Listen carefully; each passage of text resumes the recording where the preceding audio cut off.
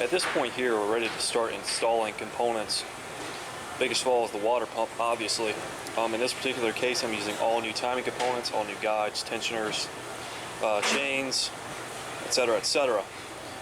So just to go to our inventory list, we're using the phasers. The bolts for the phasers, all four of them, torque to yield, need to be replaced.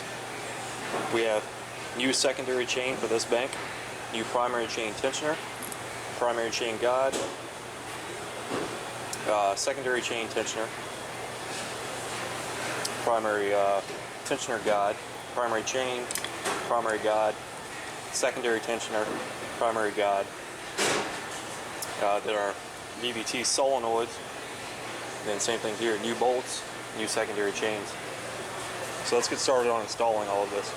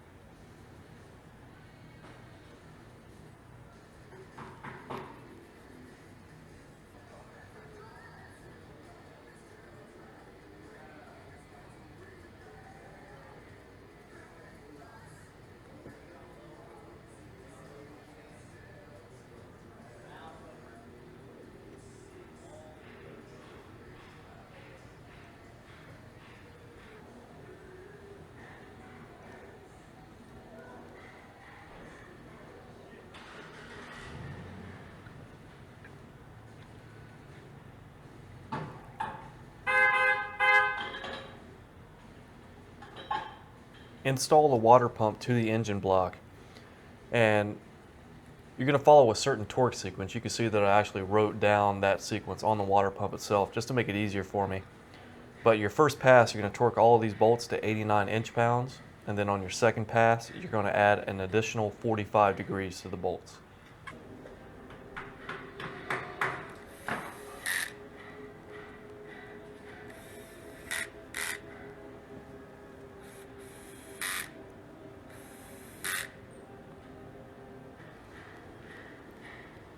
Here's the first pass in sequence to 89 inch-pounds.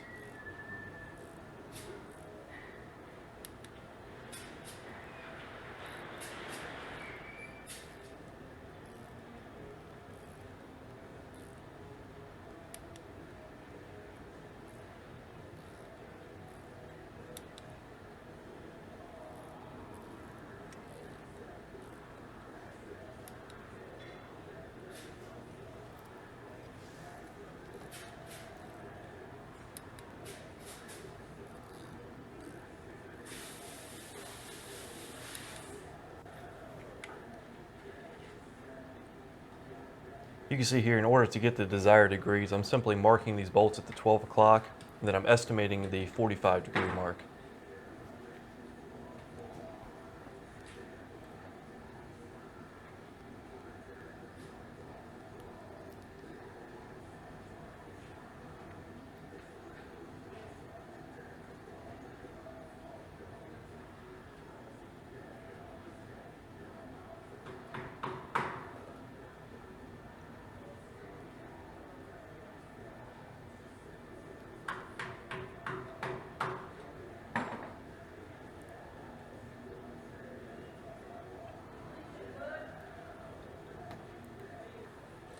Torque the bolts in sequence an additional 45 degrees.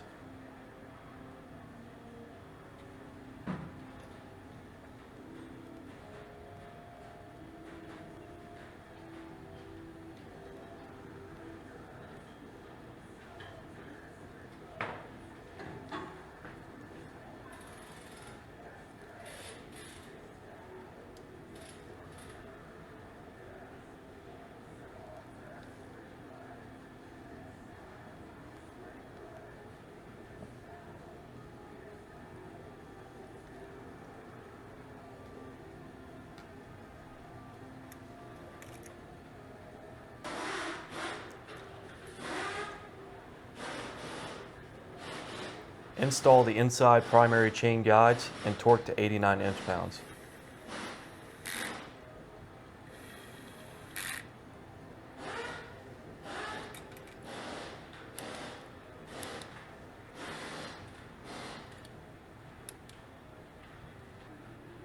Now, when you're going to set up the secondary chains, you'll notice on the phasers, with the gears flipped up, you'll notice that you'll have a dot on the smaller phaser and an L and an R on the larger one. In this case, we're doing the left side bank, so you align the links up with the dot on the smaller phaser and the L, in this case, on the larger phaser. If you have the cam locking tools installed, if you were to install this chain incorrectly, it would not line up with the dowels.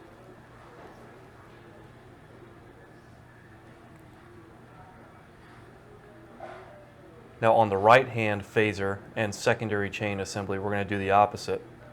On the smaller cog, we're going to line that link up with the dot, and on the larger phaser, we're going to line that up with the R.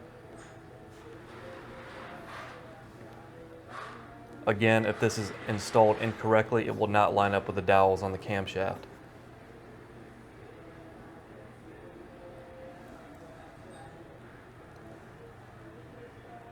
I'm preparing to install the secondary chain tensioners. They're just a slip fit with two O-rings, and they can be very difficult to install.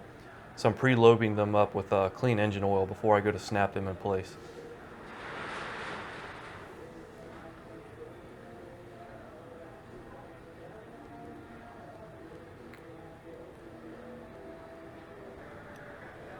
Once the tensioner is lubricated, simply snap it into place. Remove the retainer and ensure that the tensioner does not unload itself. It should be snapped into place and you have to press down on it to release it. When you go to install these phasers, ensure that the intake phaser's mark is up, and you're looking to get these onto the dowels. There's dowels on the camshaft and they're very, very small. So I'm just sort of working these back and forth, and I'm trying to make sure that I'm on the dowels. You don't want to damage them. Additionally, make sure that your chain is seated over the tensioner guides.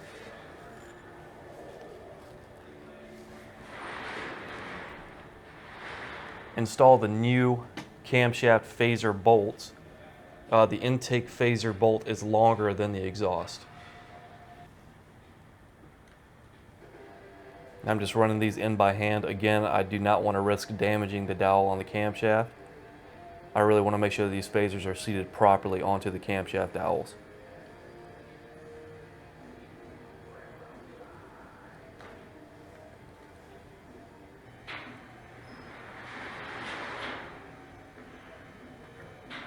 Repeat this process with the rear bank right-hand side cylinder head.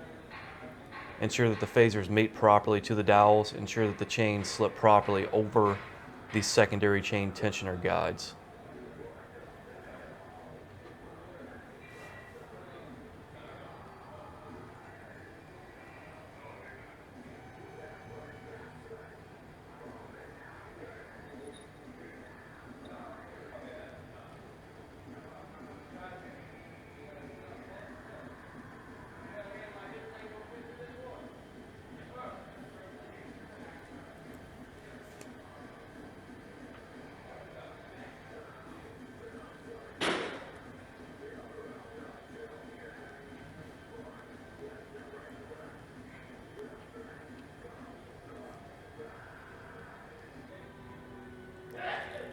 Initial torque on these bolts is 30 pound-feet.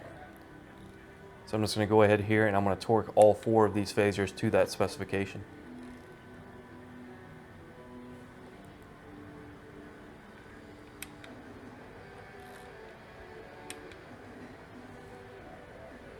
Once the initial pass of 30 pound-feet is complete, you're going to back each bolt off 1 full turn.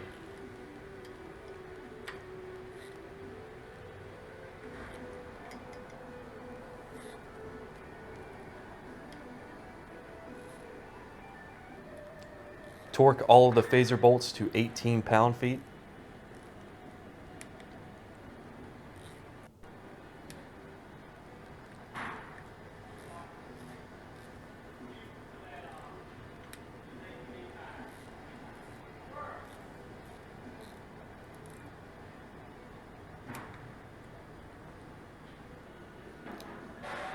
And the final pass for these fasteners is 180 degrees. You can see here I'm just marking, I'm using the lines that are cut into the phasers as a reference point.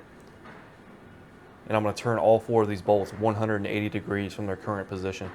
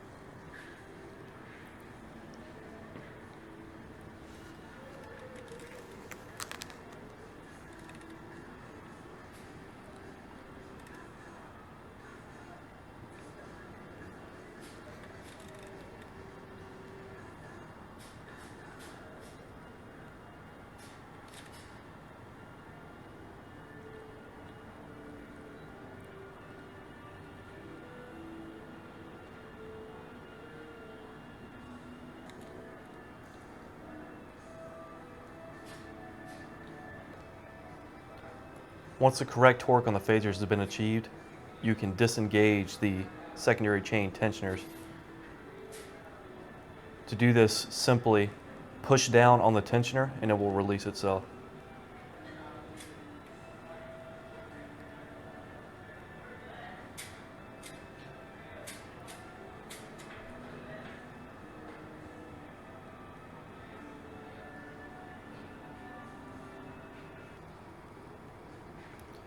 Now, admittedly, I should have done this earlier. I got a little ahead of myself and got a little bit excited. Ideally, you want to start removing all of this gasket material with everything off and out of the way. Honestly, I was far too excited. I was getting too into it. You can see here, access around this phaser is a little limited, but you want to remove all of the sealant from this mating surface where the timing cover is going to be installed. When it's all cleaned up, it should look like this. There should be no material left whatsoever. It is absolutely paramount to get this surface completely clean. Do not forget about the 4 mounting bosses on the inside of the timing cover. Once everything's cleaned up and the phasers have been torqued and the secondary chains are released, we can start working on getting the primary chain on. You're going to install the singular colored links onto the respective camshaft sprockets on both banks. So you can see here I'm just searching for these single links, the single colored links, and I'm aligning them with the camshaft here. You may need to do some adjustments on the camshaft to get them situated correctly. As you can see here, make sure you obviously wrap it around the water pump.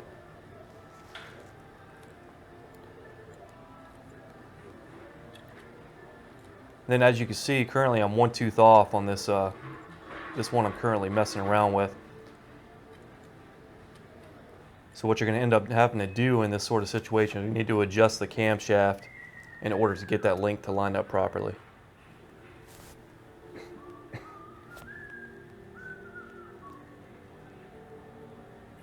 the doubled colored link will be aligned with the mark on the crankshaft sprocket.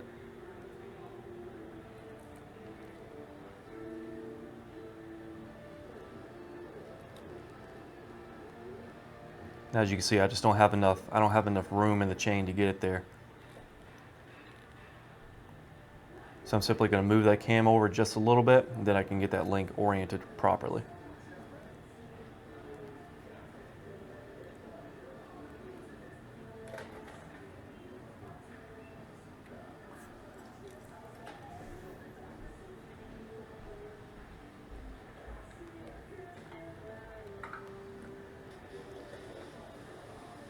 Once the chain is in place and your marks are aligned, install the drive side chain guide and torque to 89 inch-pounds.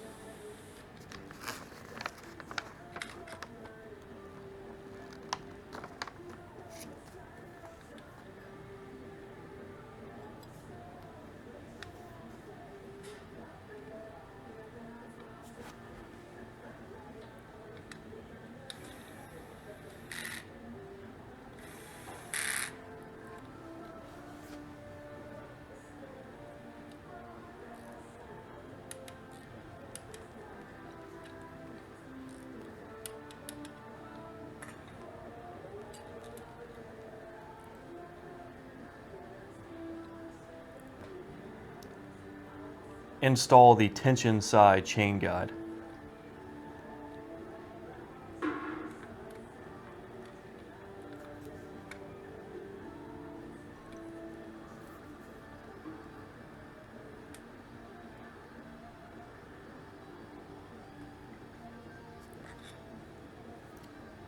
Install the primary chain tensioner and torque to 89 inch-pounds.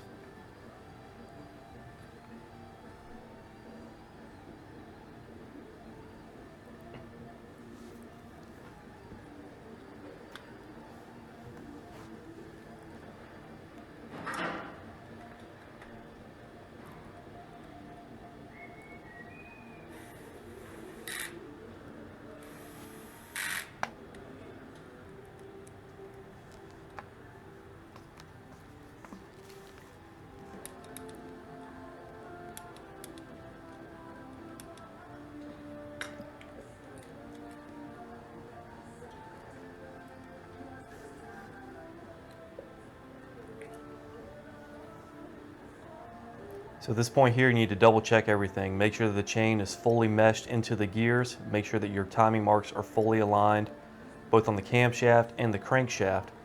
Make sure that your chain is aligned with both the drive side and tensioner side guides. Now the drive side of the chain, as in the side of the chain that is not on the tensioner side, needs to be tight. So what I'm doing here is I'm rotating the crankshaft just a smidge to get any slack out of the drive side of the chain. You can see here I'm just feeling the tension of the chain. I want all of that slack right here where my finger is. Once all of the slack is there, fully seat the tensioner side guide, hold the guide compressed against the chain, and then release the tensioner. Ensure that the drive side of the chain is tight. Ensure that the tension side of the chain is tight.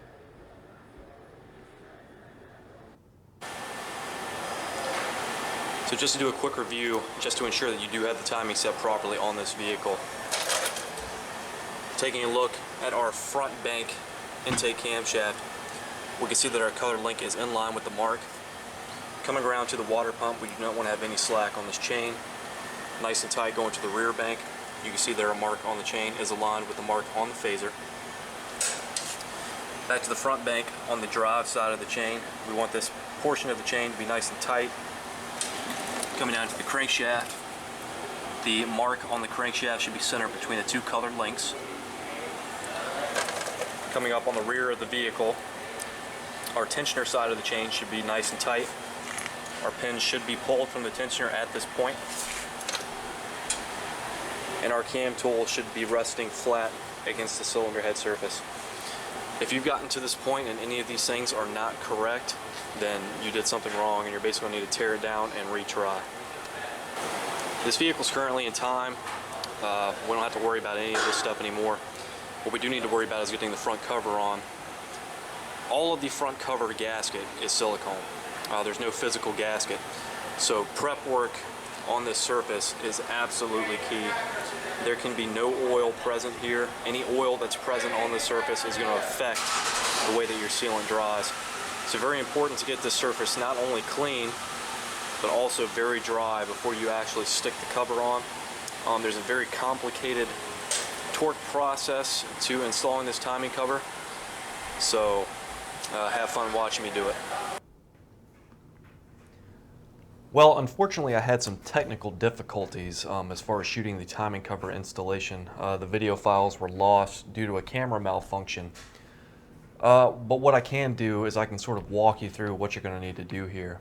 What we're currently looking at is a diagram of where Ford wants you to apply sealant to the front cover.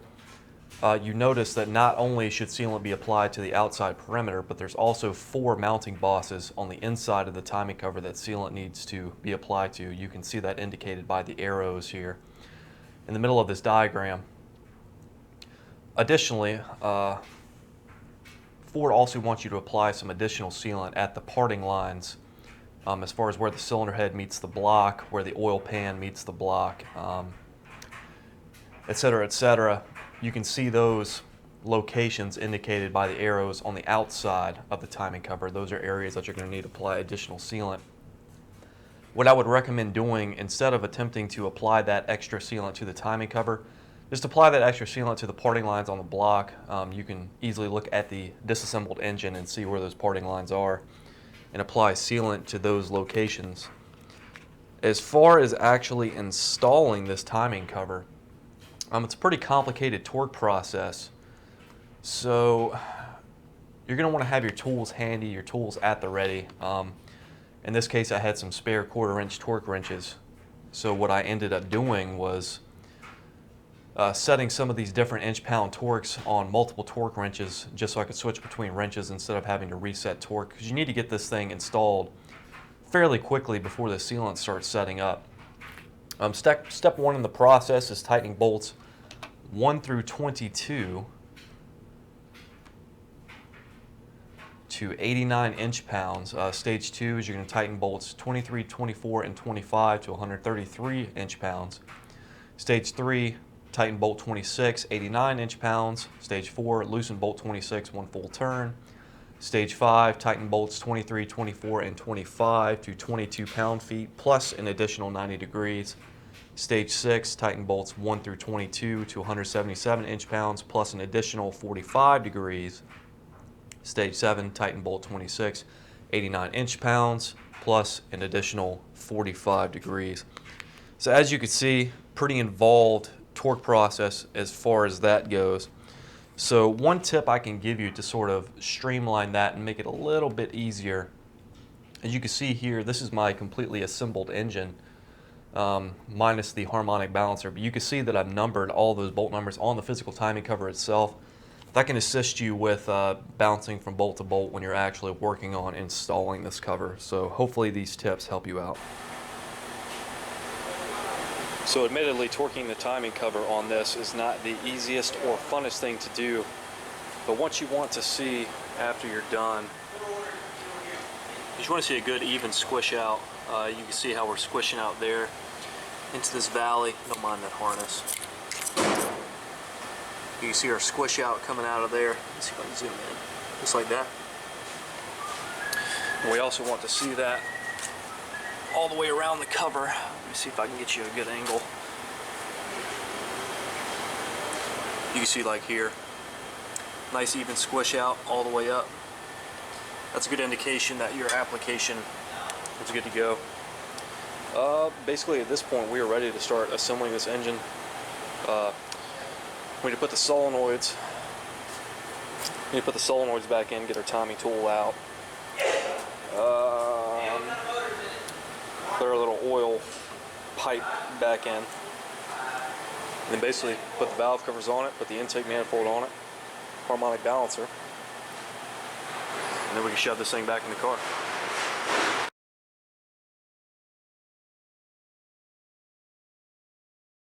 So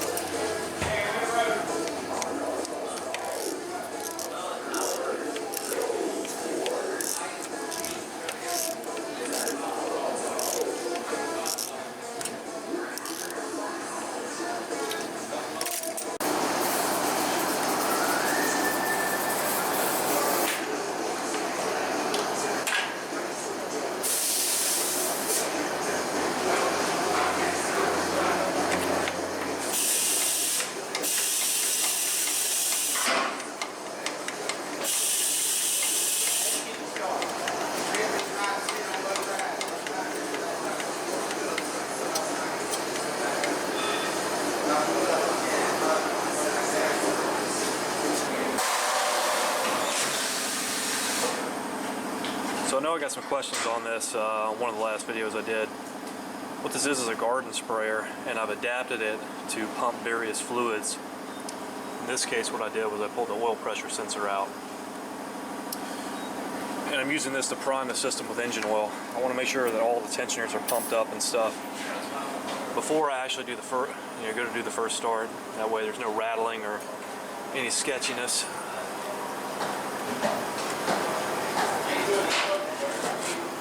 One big one is I want these secondary chain tensioners to pump up. They're a little bit squishy and stuff. I also want to get some oil towards the top of the engine. I'll see if I can show some squirting out here.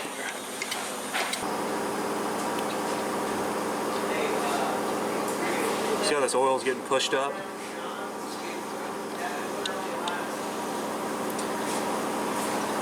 So what that's doing for us, it's priming all these tensioners up. So we have some coming out of these solenoids here.